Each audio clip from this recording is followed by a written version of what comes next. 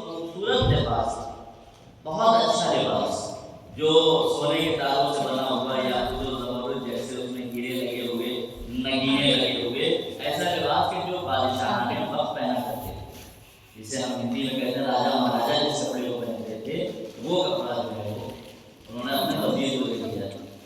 تو جب یہ سب بھجوایا وزیر کے پاس تو انہوں نے دے دیا، اور اس کے بعد جو وزیر تھے تو ظاہر ہے کہ ان کے بھی بہت سارے خادم تھے، نوکر تھے، کیونکہ وزیر بھی کو مطلب بڑے درجے پر ہوتا ہے۔ تو انہوں نے سب جتنا سب کچھ تحفہ تھا سب اٹھا کر کے امام کے سب امام یہ سارے تحفے امام کی خدمت میں پہنچے۔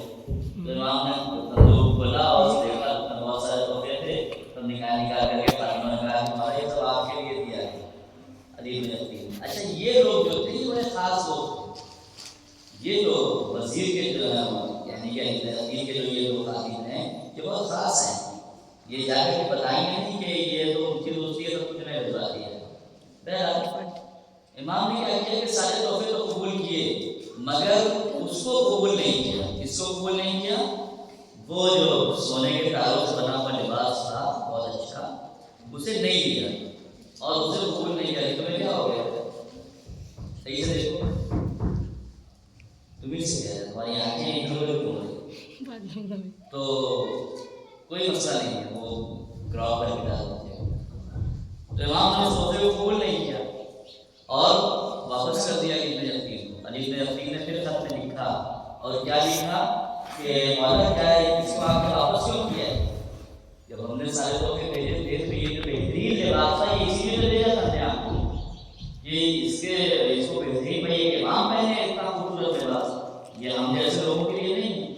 امام نے کہا نہیں، علی بن یقین یہ لباس وہ ہے کہ جو تمہارے بہت کام آئے گا اور مصیبت میں تمہاری مصیبت کے وقت کام آئے گا۔ اللہ، امام اسرار امام جانتا ہے، امام ان رازوں کو بھی جانتا ہے کہ اسے دنیا نہیں جانتی۔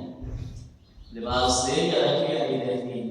کچھ روز کے بعد ایسا ہوا کہ وہ غلام جو لباس کو لے گئے اور لے آئے تھے، انہوں نے جا کر کے علی بن یقین کی شکایت کر دی، اور علی بن یقین سے کوئی معاملہ ہو گیا کسی بھی چیز کو لے کر کے، چاہے وہ ان کے بیت المال سے پیسہ دینے کو لے کے ہوا ہو یا جو بھی معاملہ، کہ جسے ہم ہندی میں کہتے ہیں ان بن ہو گئی، اور انہوں نے جا کر کے بادشاہ کو شکایت کر دی علی بن یقین کی، کہا کہ آپ جس کو اپنا بہترین وزیر سمجھتے ہیں وہ آپ کا وزیر نہیں بلکہ وہ تو موسیٰ ابن جعفر کی شیعوں میں ہے، اور جو لباس آپ نے ان کو دیا تھا وہ لباس دے دیا جا کے موسیٰ ابن جعفر کو۔ تو اب بادشاہ نے یہ سنا تو بادشاہ کو بڑا غصہ آیا، اس نے کہا کہ یہ بات صحیح ہے؟ کہا صحیح ہے۔ تو بادشاہ نے کہا کہ اگر یہ بات صحیح ہے تو پھر بلاؤ علی بن یقین کو۔ بلایا گیا اور علی بن یقین آئے اور اس کے بعد کہا کہ بھائی تم کو میں نے وزیر بنایا تھا اور میں لباس دیا تھا، وہ لباس کہاں ہے؟ وہ لباس میرے پاس موجود ہے۔ تو کہا کہ دیکھ لو اگر موجود نہیں ہوا تو ہم تمہارا سر قلم کر دیں گے۔ تو پھر علی بن یقین نے کہا کہ اگر موجود ہوا پھر کیا ہوگا؟ کہا کہ پھر جس نے تمہاری شکایت کی اس کا سر قلم ہوگا۔ لہٰذا علی بن یقین نے کہا کہ اپنے سپاہیوں کو ہمارے گھر بھیج کر صندوق منگائیے۔ صندوق منگوایا گیا، پھر اس کے بعد صندوق پر جو وزارت کی مہر لگی تھی اس مہر کو ہٹایا گیا، کھولا گیا تو وہ لباس سامنے موجود ہے۔ اب بادشاہ کو دیکھ کے بڑی حیرت ہوئی لباس کو کہ اس نے شکایت کی نکالے لباس کو پھٹا ہے۔ تو بادشاہ کو بلایا، اس نے شکایت کی، کہا تم تو کہہ رہے تھے کہ یہ فلاں جگہ ہے، تو کہا کہ یہ لباس انہوں نے بھیجوایا مجھے نہیں معلوم ہے۔ علی بن یقین مسکرایا اور مسکرا کر کے کہا کہ اب سزا کا مستحق کون ہے، اسے سزا ملنی چاہیے۔ تو لہٰذا اسے اتنے کوڑے مارے گئے کہ وہ مر گیا۔ علی بن یقین نے پھر خط لکھا کہ مولا مجھے نہیں معلوم تھا کہ آپ نے شاید اسی لیے یہ لباس مجھے واپس کیا تھا کہ آج اس لباس کی وجہ سے میری جان بچ گئی ہے۔ امام نے جواب لکھا کہ علی بن یقین امام کہتے ہی اسے ہے جس کا کوئی عمل حکمت عملی سے خالی نہیں ہوتا ہے۔ اللہم صلی علی محمد وعلی محمد عجل فرجہم۔ کہا کہ جس کا کوئی عمل حکمت عملی سے خالی نہیں ہوتا ہے۔ اب کیا ہوا؟ کہا کہ بہرحال علی بن یقین کی جان بچ گئی۔ کچھ دن گزرے تھے، بس یہ آخری بات ہے، اور اس میں کچھ دن گزرنے کے بعد پھر کچھ لوگوں نے شکایت کی جا کر کے بادشاہ سے کہ نہیں یہ واقعی بات صحیح ہے کہ وہ موسیٰ ابن جعفر جو امام ہیں ان کے یہ شیعوں میں ہیں۔ تو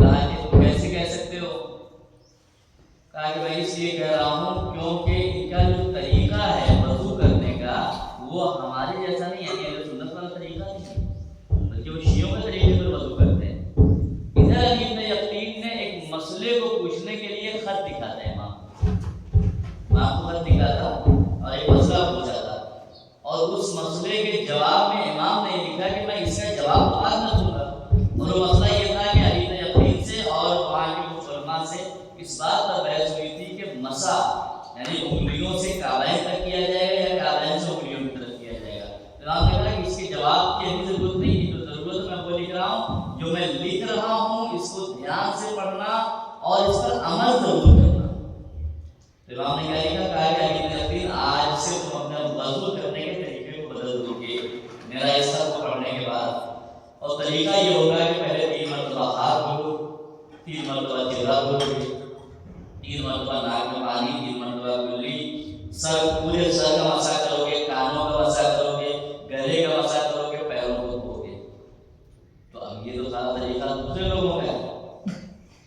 جب یہ علی بن یقین نے پڑھا تھا تو بہت حیرت میں تھے کہ آخر مولا نے وضو بدلنے کو کیوں کہا، اور ہمارا وضو تو دوسرا وضو ہے، بہرحال جو مولا نے کہا کہ ہمیں کرنا ہے، آج اسے علی بن یقین نے وضو کرنا بدل دیا۔ ادھر جب یہ شکایت زیادہ بڑھنے لگی بادشاہ کے پاس کہ علی بن یقین علی موسیٰ بن جعفر کے جو ہے وہ شیعوں میں ہیں، موسیٰ بن جعفر کے شیعوں میں ہیں، تاریخ نے بتایا کہ پھر بادشاہ گیا، اس نے کہا کہ ہم خود دیکھنا چاہتے ہیں کہ علی بن یقین کیسے وضو کرتے ہیں، لہٰذا اس روز وہ مسجد میں پہلے پہنچا اور پہنچ کر